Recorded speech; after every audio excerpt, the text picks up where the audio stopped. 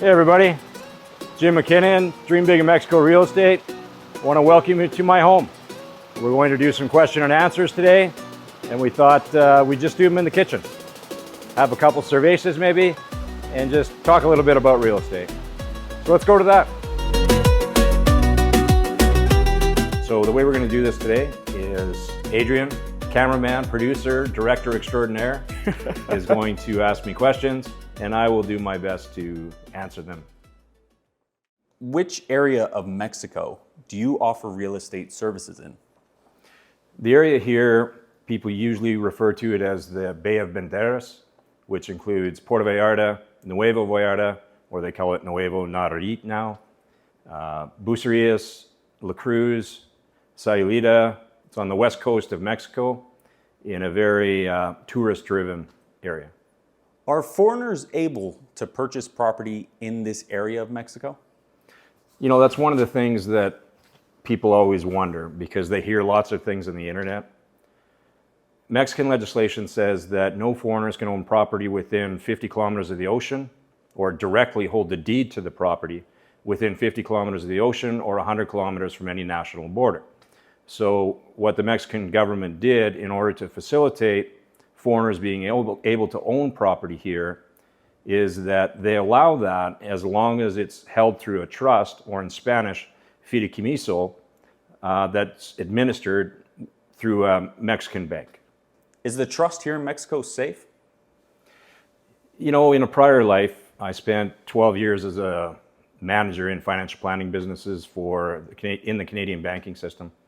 And one of the things that you'll find worldwide is that when you look at the rights associated with private property or personal property and the rights associated with property within a trust, trusts usually have more protection because the assets within the trust are held on behalf of a designated beneficiary.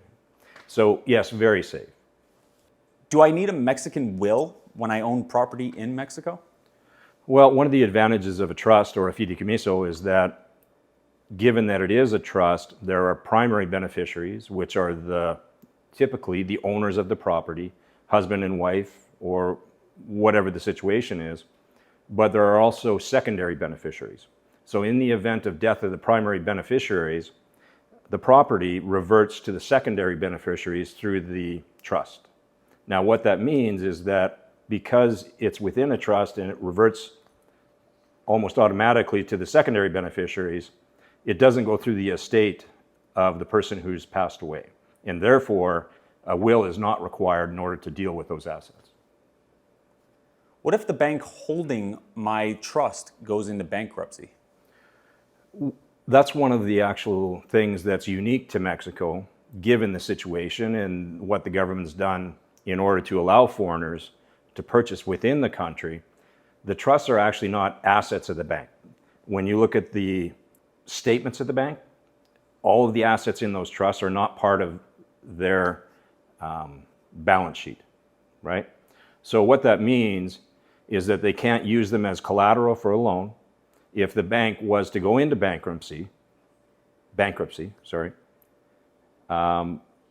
legislation says that they need to transfer all of those trusts to another Mexican bank.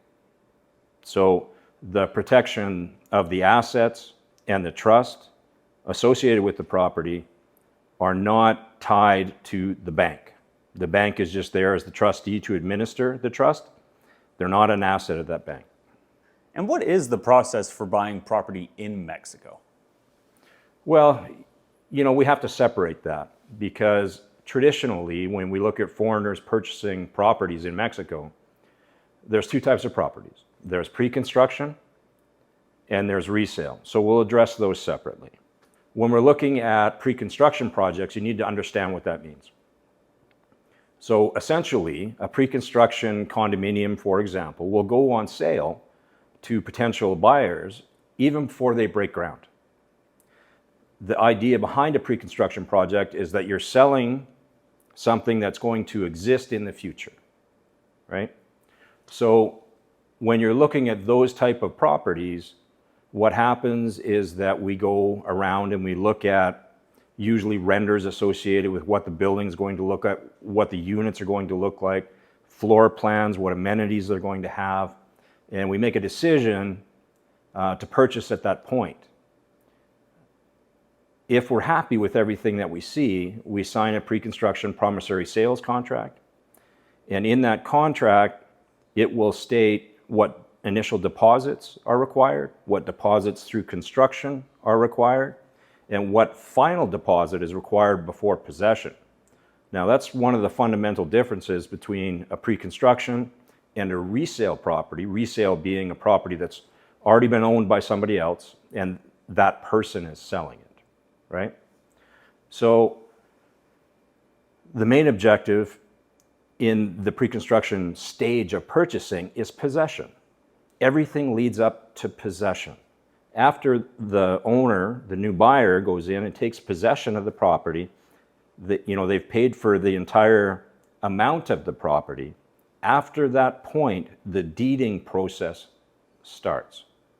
So one can take possession of a pre-construction project, 4 to 12 months before everything is accomplished by the developer in order to allow them to have a deed in their Fideicomiso, right? So that's kind of the pre-construction process. Resale is a little different. Resale is very similar to what one would see in the United States and Canada as far as the process is concerned. There would be a promissory sales contract if someone wanted to make an offer on a property. Buyer and seller or their designated agents would go back and forth negotiating on the purchase price and the terms and conditions associated with that. Terms being items in the contract that have to be fulfilled before the property closes. Conditions being items that have to be fulfilled before the contract proceeds, right? So usually upon an accepted purchase price, the buyers will have 10 days to review certain documents, to have their property inspection done, any financing conditions.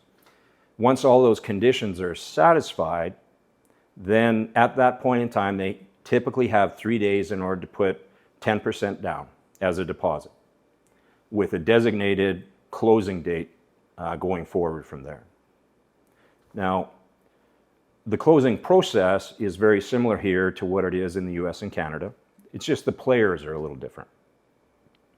Once that promissory sales contract is executed, the 10% deposit is put down, the conditions are all waived.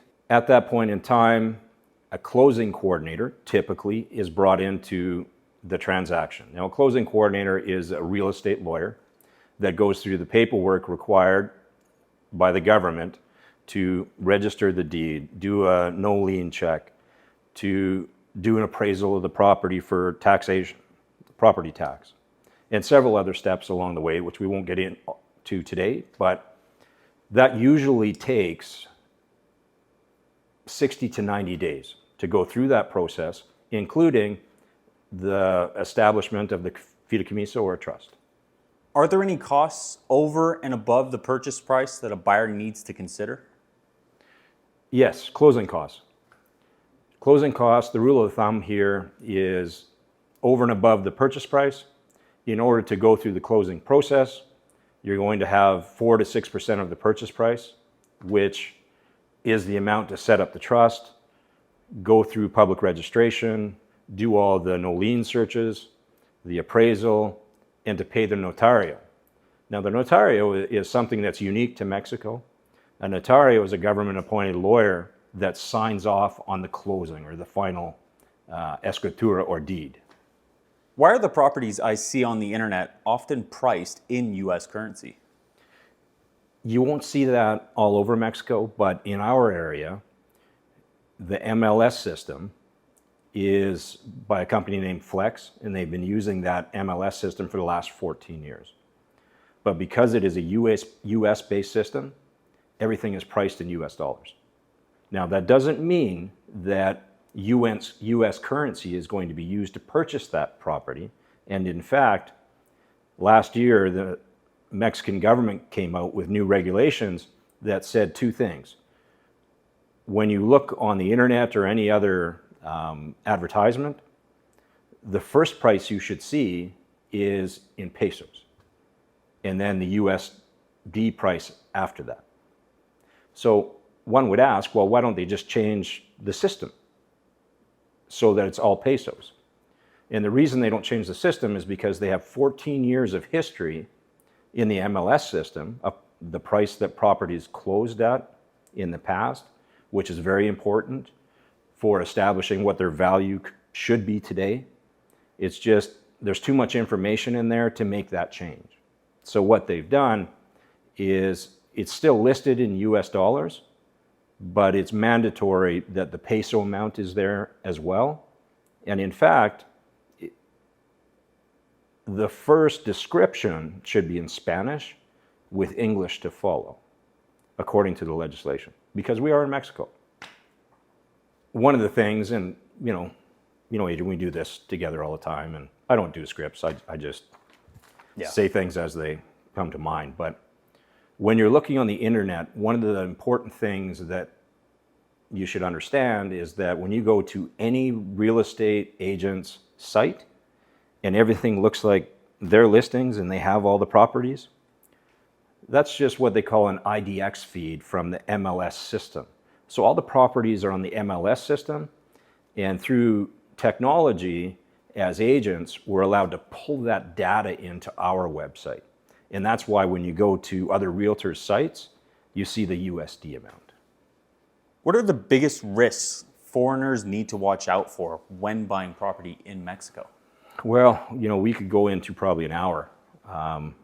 Not that Mexico is inherently more risky from a property standpoint than other countries in the world, but there's just so many documents and processes involved, and a lot of that isn't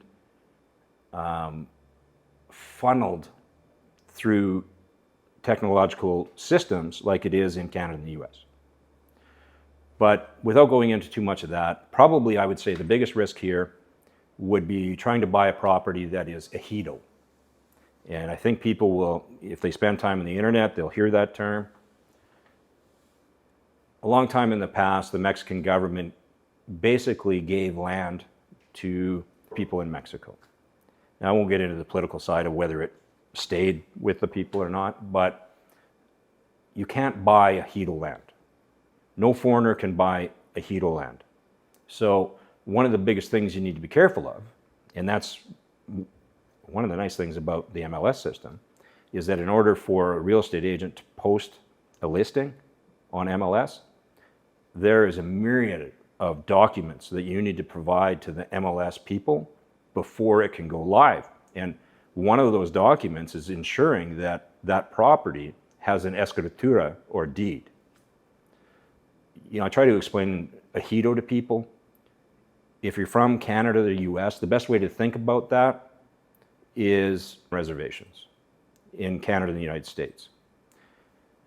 Someone living on a reservation can't sell you the land that is associated with their house on that reservation because they don't own it. The federal government owns it.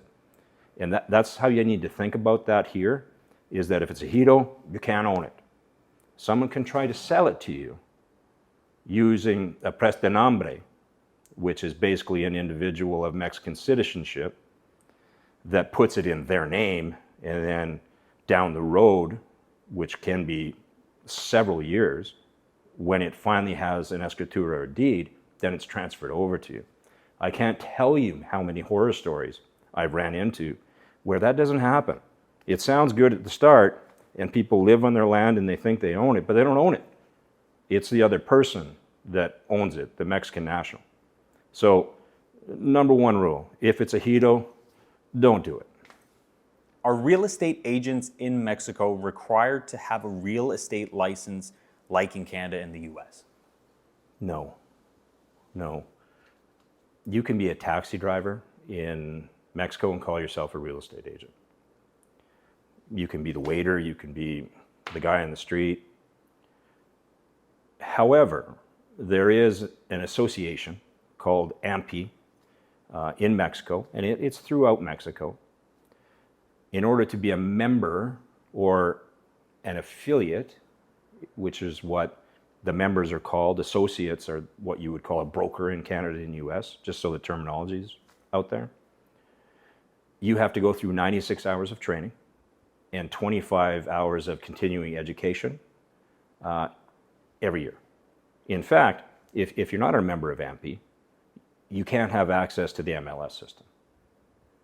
So I would advise people, and that's not just trying to promote myself because I'm an affiliate of AMPI, but